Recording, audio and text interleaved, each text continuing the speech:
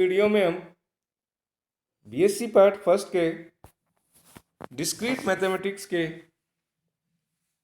Sets and propositions में कुछ एक डेफिनेशंस, वेन डायग्राम और कुछ एक एग्जाम्पल्स को सॉल्व करेंगे। तो अब है पूरक समुच्चय या कॉम्प्लीमेंट ऑफ ए सेट क्या होता है।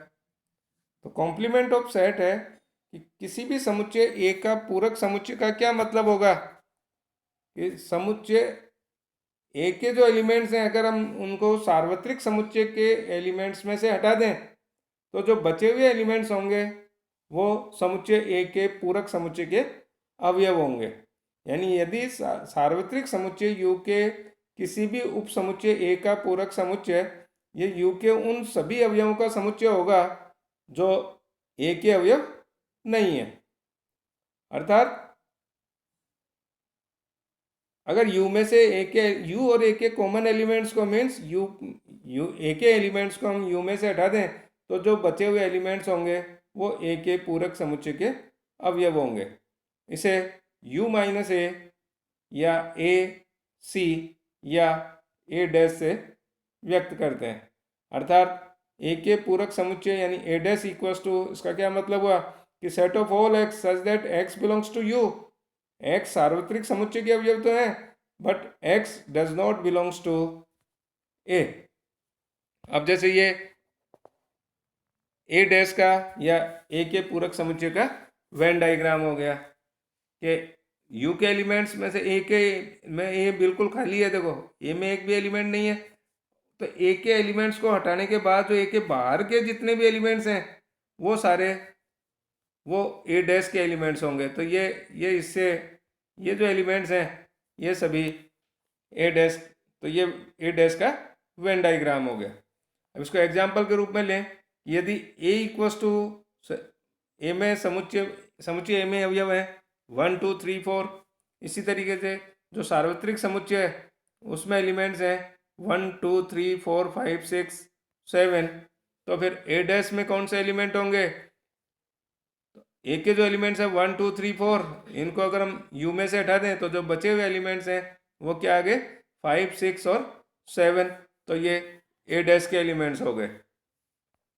अब पूरक समुच्चय के कुछ एक प्रॉपर्टीज, तो पूरक समुच्चय की प्रॉपर्टीज को हम देखें तो ये इसमें ए और ए डैश इसका यूनियन क्या हो जाएगा कि ए के एलिमेंट्स और जो ए के एलिमेंट्स नहीं है वो, तो इन दोनों का अगर यूनियन निकाला जाए तो इसका मतलब है वो क्या आ गया सार्वत्रिक समुच्चय यू। ओ ए समुच्चय ए और समुच्चय ए डैश में एक भी एलिमेंट कॉमन होगा? एक भी एलिमेंट कॉमन नहीं होगा, इसलिए ए और ए डैश का इंटरसेक्शन क्या हो जाएगा रिक्त समुच्चय। इसी तरीके से अगर यू का पूरक समुच्चय लें यानी सार्वत्रिक समुच्चय का पूरक समुच्चय, तो सार्वत्रिक समुच्चय के पूरक समुच्चय का मतलब है सार्वत्रिक समुच्चय के हर एक एलिमेंट को सार्वत्रिक समुच्चय में से हटा दें तो बचे हुए एलिमेंट एक भी नहीं होंगे, इसलिए यू का पूरक समुच्चय हो गया 5।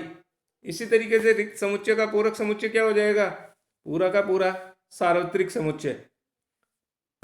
सिमिलरली अगर समुच्चय ए के पूरक समुच्चय का फिर से पूरक समुच्चय ज्ञात करें तो वापस समुच्चय ए मिलता है, तो ए डैश का डैश ये किसके बराबर आ जाएगा समुच्चय ए के बराबर। इसी तरीके से अगर ए माइनस बी और हम ए माइनस बी इक्वल्स टू क्या हो जाता है ए इंटरसेक्शन बी डैश, और इसी तरीके से ए इंटरसेक्शन बी डैश या ए माइनस बी ये B dash minus A dash के बराबर भी होगा। B minus A is subset of A dash होगा।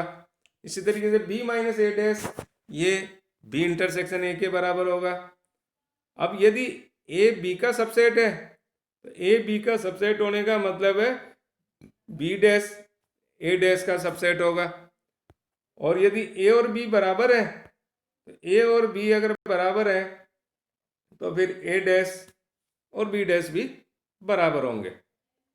अब आता है डी मॉर्गन लॉ क्या है या दे मॉर्गन नियम क्या है। डी मॉर्गन नियम में फर्स्ट नियम है कि ए यूनियन बी का पूरक समुच्चय ए के पूरक समुच्चय और बी के पूरक समुच्चय के इंटरसेक्शन के बराबर होता है, यानी A union B dash equals to होगा A dash intersection B dash. इसी तरीके से ए इंटरसेक्शन बी का पूरक समुच्चय ये ए के पूरक समुच्चय और बी के पूरक समुच्चय के संग के बराबर होगा, यानी ए इंटरसेक्शन बी का डैश ये इक्वल्स टू किसके बराबर हो जाएगा, A dash union B dash के बराबर। तो अब इसमें हम इसको प्रूव करते हैं। तो इसके फर्स्ट पार्ट को प्रूव करने के लिए कि ए यूनियन बी का डैश इक्वल्स टू है ए डैश इंटरसेक्शन बी डैश, तो इसके लिए हमने क्या माना कि एक्स को ए यूनियन बी के डैश का एक एलिमेंट मान लिया। तो जब एक्स ए यूनियन बी के पूरक समुच्चय का एलिमेंट है तो इसका मतलब है कि एक्स ए यूनियन बी का एलिमेंट नहीं होगा, और एक्स ए यूनियन बी का एलिमेंट नहीं है इसका क्या मतलब हुआ कि एक्स ए का भी एलिमेंट नहीं है और एक्स बी का एलिमेंट भी नहीं है। और जब एक्स ए का भी एलिमेंट नहीं है और एक्स बी का भी एलिमेंट नहीं है तो इसका मतलब है कि एक्स ए डैश का एलिमेंट है और एक्स बी डैश का एलिमेंट है। अब जब एक्स ए डैश का तथा एक्स बी डैश का एलिमेंट हो तो फिर एक्स बिलोंग्स टू क्या आ गया, A dash intersection B dash. It means A union B का dash it is subset of A dash intersection B dash. ये इक्वेशन नंबर फर्स्ट आ गए। इसी तरीके से फिर से हमने लिया कि एक्स को ए डैश इंटरसेक्शन बी डैश का एलिमेंट मान लिया। अब जब x A dash intersection B dash का एलिमेंट है तो इट मीन्स इंटरसेक्शन की डेफिनेशन से कि एक्स ए डैश का एलिमेंट भी होगा और एक्स बी डैश का एलिमेंट भी होगा। एक्स ए डैश का एलिमेंट होगा इसका क्या मतलब है कि एक्स ए का एलिमेंट नहीं होगा, और एक्स बी डैश का एलिमेंट होगा इसका क्या मतलब हुआ कि एक्स बी का एलिमेंट नहीं है। तो जब एक्स ए का भी एलिमेंट नहीं है तथा एक्स बी का भी एलिमेंट नहीं है तो फिर एक्स ए यूनियन बी का भी एलिमेंट नहीं होगा, और जब एक्स ए यूनियन बी का एलिमेंट नहीं है तो it means X A union B के डैश का एलिमेंट हो जाएगा। It means A dash intersection B dash it is subset of A union B का डैश। इसको हमने इक्वेशन नंबर सेकंड ले ली। अब समीकरण नंबर 1 और समीकरण नंबर 2 से हम क्या कह सकते हैं, ये दोनों एक दूसरे के सबसेट हैं कि A dash intersection B dash A union B के डैश का सबसेट है और ए यूनियन बी का dash A dash intersection B dash का सबसेट है। तो ये दोनों एक दूसरे के सबसेट तभी होंगे जब ये दोनों आपस में बराबर हो। It means A union B का डैश इक्वल्स टू क्या हो जाएगा, A dash intersection B dash. तो ये डी मॉर्गन लॉ में फर्स्ट लॉ है। अब सेकंड लॉ को प्रूव करने के लिए हम फिर से एक्स को अब ए इंटरसेक्शन बी के डैश का एलिमेंट मान लेते हैं। अब जब एक्स ए इंटरसेक्शन बी के पूरक समुच्चय का एलिमेंट है तो it means X A intersection B का एलिमेंट नहीं होगा, और जब एक्स ए इंटरसेक्शन बी का एलिमेंट नहीं है तो इसका मतलब है कि एक्स ए का एलिमेंट नहीं है या फिर एक्स बी का एलिमेंट नहीं है। और जब एक्स ए का एलिमेंट नहीं है या एक्स बी का एलिमेंट नहीं है तो इसका मतलब क्या हुआ कि एक्स ए डैश का एलिमेंट नहीं है या एक्स बी डैश का एलिमेंट नहीं है। It means x belongs to A dash union B dash, और A intersection B dash it is subset of A dash union B dash. तो इसको इक्वेशन नंबर फर्स्ट ले लेते हैं। अब x belongs to A dash union B dash, अब ये मान के चलते हैं। तो अब जब x ए डैश यूनियन बी डैश का एलिमेंट है तो x ए डैश का एलिमेंट होगा या फिर x बी डैश का एलिमेंट होगा। x ए डैश का एलिमेंट है तो फिर x ए का एलिमेंट नहीं है, x बी डैश का एलिमेंट नहीं है तो इसका मतलब x बी का एलिमेंट नहीं होगा। तो क्या हुआ कि x A intersection B dash का ए इंटरसेक्शन बी का एलिमेंट नहीं होगा। It means x A intersection B के डैश का एलिमेंट हो गया। तो अब इससे ये हुआ कि x को हमने क्या माना था, A dash union B dash का एलिमेंट, और आगे अपने पास क्या कि x ए इंटरसेक्शन बी के डैश का एलिमेंट है। तो ए यूनियन बी के dash A dash union B dash it is subset of A intersection B का डैश आ गया। तो इन दोनों समीकरणों से हम कह सकते हैं कि ए इंटरसेक्शन बी का dash equals to A dash union B dash हो जाएगा। तो ये डी मॉर्गन लॉ है।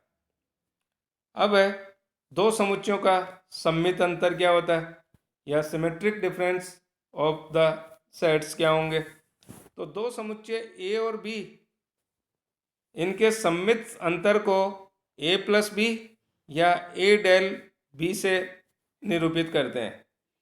और ए प्लस बी या फिर ए डेल बी ये किसके बराबर होगा, तो ये बराबर होता है ए और बी का अंतर और बी और ए का अंतर जो होगा इन दोनों के यूनियन के बराबर, यानी A plus B equals to A minus B union B minus A, या फिर A plus B equals to A union B minus A intersection B के बराबर भी होता है।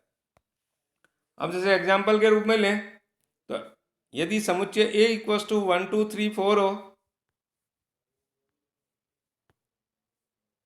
और समुच्चय बी इक्वल्स टू 1 2 7 और 8 हो, तो उस केस में ए माइनस बी किसके बराबर हो गया, ए माइनस बी हो गया 3 4 के बराबर और बी माइनस ए हो गया 7 और 8 के बराबर। तो ए प्लस बी किसके बराबर हो गया, ए माइनस बी और बी माइनस ए का जो यूनियन होगा, तो ए माइनस बी और बी माइनस ए का यूनियन ये आया 3 4 7 8। तो ए और बी का सम्मित अंतर आ गया 3 4 7 और 8। अब ये इसी तरीके से कुछ एक प्रॉपर्टीज हैं जो कि सम्मित अंतर के गुणधर्म की हैं। ए प्लस ए इक्वल्स टू 5 होगा, इसी तरीके से ए प्लस 5 इक्वल्स टू ए हो जाएगा। ए प्लस यूनियन ए और यूनियन जो ए और सार्वत्रिक समुच्चय है उसका सम्मित अंतर ए डैश के बराबर आ जाएगा। इसी तरीके से ए और ए डैश का सम्मित अंतर ये यूनियन ये यूनिवर्सल सेट यू के बराबर हो जाएगा। साथ ही सम्मित अंतर वाले जो प्रॉपर्टी है या सम्मित अंतर की जो संक्रिया है ये समुच्चयों में साचर्यता की प्रॉपर्टी को सेटिस्फाई करेगी। अब हम एक एग्जांपल लेते हैं। यदि ए बी और सी ये तीन समुच्चय हो जाए तो फिर हमें प्रूव करना है कि A cross B union C equals to A cross B union A cross C के बराबर। अब इसको प्रूव करने के लिए भी हम पहले A cross B union C का एक एलिमेंट लेंगे और ये बताएंगे कि वह element A cross B union A cross C के बराबर हो। या अगर element A cross B union C का अगर एलिमेंट हम लेके चलें कि मान लिया जाए एक्स वाई, जो ऑर्डर्ड पेयर एक्स वाई है, वो ऑर्डर्ड पेयर एक्स वाई ये ए क्रॉस बी यूनियन सी का एक एलिमेंट है, तब एक्स वाई किसका एलिमेंट होगा, कि अगर x y A cross B union C का एलिमेंट है तो इसका मतलब होगा कि एक्स ए का एलिमेंट है और एक्स और वाई जो है बी यूनियन सी का एलिमेंट है। कार्तीय गुण समुच्चयों के कार्तीय गुणनफल की परिभाषा से एक्स ए का एलिमेंट हो गया और वाई बी यूनियन सी का एलिमेंट हो गया। This implies and again imply x belongs to A and Y belongs to B union C का मतलब है वाई बिलोंग्स टू बी या Y belongs to C. And this implies and again imply x belongs to A and Y belongs to B, इसको यूँ भी लिख सकते हैं, या फिर एक्स बिलोंग्स टू ए या Y belongs to C. Then this implies and again imply x belongs to A cross B या x belongs to A cross C. Then this implies and again imply x y belongs to A cross B union A cross C. इसका मतलब हुआ कि A cross B union C equals to A cross B union A cross C हो गया। और इसी तरीके से दूसरा जो एग्जांपल है वो सेम इसी तरीके से हमें प्रूव कराना है कि A cross B union C equals B intersection C equals to होगा A intersection B intersection C के बराबर। तो इसको हम ऊपर जैसे सॉल्व किया है उसी तरीके से सॉल्व कर सकते हैं कि पहले ऑर्डर्ड पेयर एक्स वाई को A cross B intersection C का एलिमेंट ले लिया। अब ए क्रॉस बी इंटरसेक्शन सी का एलिमेंट अगर ऑर्डर पेयर एक्स वाई है तो इट मीन्स एक्स ए का एलिमेंट है और वाई बी इंटरसेक्शन सी का एलिमेंट है। अब वाई बी इंटरसेक्शन सी का एलिमेंट होने का मतलब है वाई बी का एलिमेंट एंड वाई सी का भी एलिमेंट है। और इससे हम ये बता सकते हैं कि order pair x y A cross B intersection A cross C का एलिमेंट हो जाएगा। तो हम ये भी कह सकते हैं कि A cross B intersection C equals to A cross B intersection A cross C. और इसी तरीके से एक और एग्जांपल है, यदि ए बी सी डी ये कोई चार समुच्चय हो तो हमें प्रूव करना है कि A cross B intersection C cross D equals to होगा A intersection C cross B intersection D. तो इसका प्रूफ भी सिमिलरली वैसे ही है जैसे हमने ऊपर प्रूव किया है कि वही एक्स वाई को A cross B intersection C cross D का एलिमेंट ले लिया और ये हम बता दिया कि ये एक्स वाई जो है A intersection C cross B intersection C का भी एलिमेंट बी इंटरसेक्शन डी का भी एलिमेंट आ रहा है। तो इस तरीके से हम कह सकते हैं कि A cross B intersection C cross D equals to ये होगा A intersection C cross B intersection D. और ये कुछ एक एग्जाम्पल और हैं जिनको आप इस स्लाइड्स में देख सकते हो कि एक लास्ट एग्जाम्पल है जैसे यदि ए और बी ये कोई अरिक्त समुच्चय हो तो हमें सिद्ध करना है कि A minus B union B minus A ये इक्वल्स टू होगा A union B minus A intersection B के। तो इसको भी हमने पहले क्या ले लिया कि x belongs to a minus B. पहले हम मान के चल रहे हैं कि x belongs to a union b minus a intersection b। x को a union b minus a intersection b का एक एलिमेंट ले लिया। इसका मतलब हुआ कि x a यूनियन b का एलिमेंट तो है लेकिन x a इंटरसेक्शन b का एलिमेंट नहीं है। अब x a यूनियन b का एलिमेंट हुआ तो इट मीन्स x a का एलिमेंट या फिर x b का एलिमेंट। लेकिन यदि x a इंटरसेक्शन b का एलिमेंट नहीं है तो इसका मतलब हुआ कि x a का एलिमेंट भी नहीं है और x b का एलिमेंट भी नहीं है। तो जब x a का एलिमेंट भी नहीं है और x b का एलिमेंट भी नहीं है और साथ में हम ये भी कह सकते हैं कि इन दोनों को एक साथ अगर यूज करें तो इसका क्या मतलब हो गया कि x belongs to a and x does not belongs to b, या फिर x belongs to b and x does not belongs to a। अब x a का एलिमेंट है लेकिन x b का एलिमेंट नहीं है तो इसका मतलब हुआ कि x a माइनस b का एलिमेंट है, या फिर x b का एलिमेंट है और x a का एलिमेंट नहीं है इसका मतलब हुआ कि x b माइनस a का एलिमेंट है। तो जब x a माइनस b का या x b माइनस a का एलिमेंट है तो it means x belongs to a minus b union b minus A हो गया।